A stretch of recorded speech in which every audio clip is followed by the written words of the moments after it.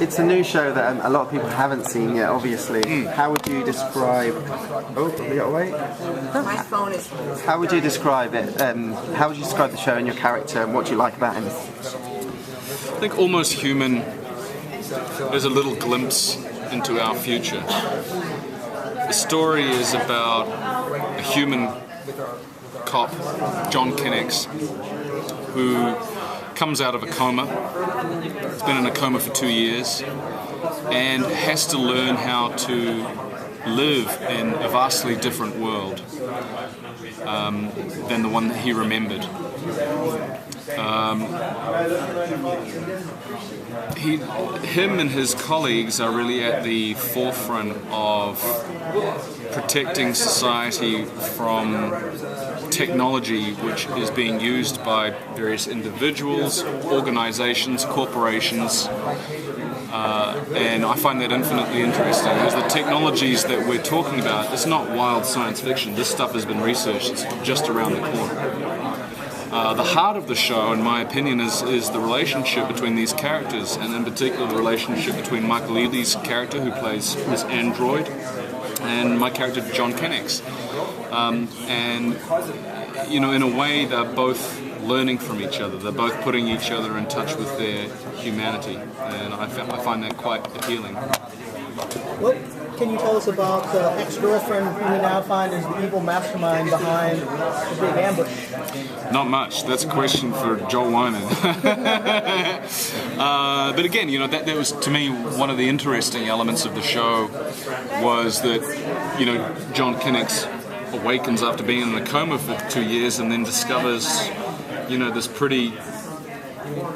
sort of has this damning revelation that he's partially responsible for the loss of a lot of life, a lot of his friends.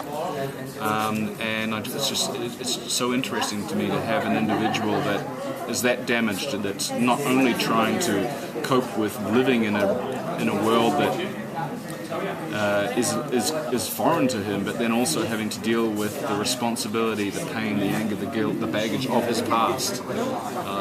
It's infinitely interesting. So in your initial approach to the character, how much did you know about his backstory going in, and how much was it things that you filled in? And when you did find out more, how much actually matched up to what you were making up?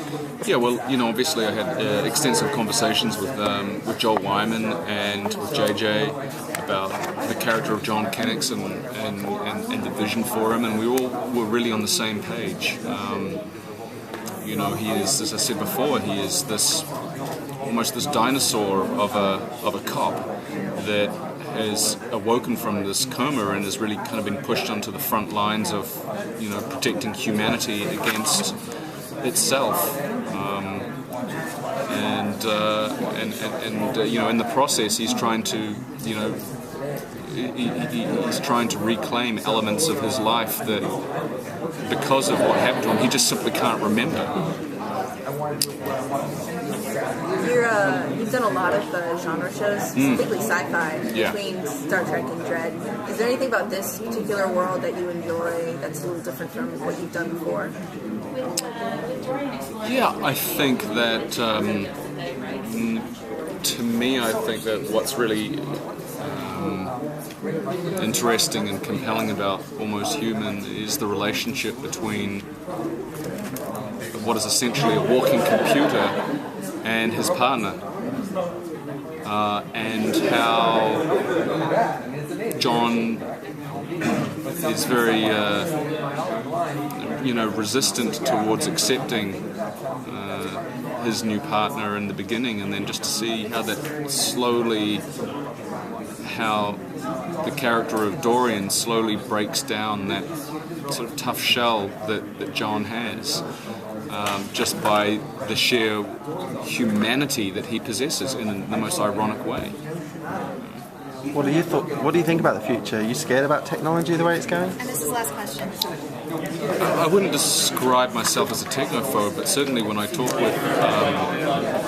with Joel and we discuss some of the upcoming stories and some of the, you know, the elements that he's researched, sure, it's a little bit frightening about the possibility of, you know, what's just around the corner. I mean, you only have to look at the news, you know, a couple of months back. there was a couple of guys who developed a gun that you could make out of foam. See how focused he is? He didn't rattle him at all. He's been doing this all day. You know, these guys that are making, you can make a gun that can kill someone out of foam, like it's like a 3D laser printer. You can make a gun. I mean, that's just one. That's what's here now. Imagine what's here in 40 years. You know, and I often liken it. You know, I can't. I mean, my phone. You know, I couldn't imagine now living without, you know, my phone, which, you know, just does everything. But you think back to where we were in 1995, we didn't have this technology, that stuff there that does everything for you. You know, and that's only in the space of 10 years, so you can imagine another 30. I don't know. You go back and watch the old sci-fi movies, and they had all this great stuff, but the phones were still tethered to the wall. Exactly. The computer's still a bank of blinking lights on the wall. Yeah. Thank you so much, folks. Thank you. Thanks for your time and energy, guys. Much appreciated.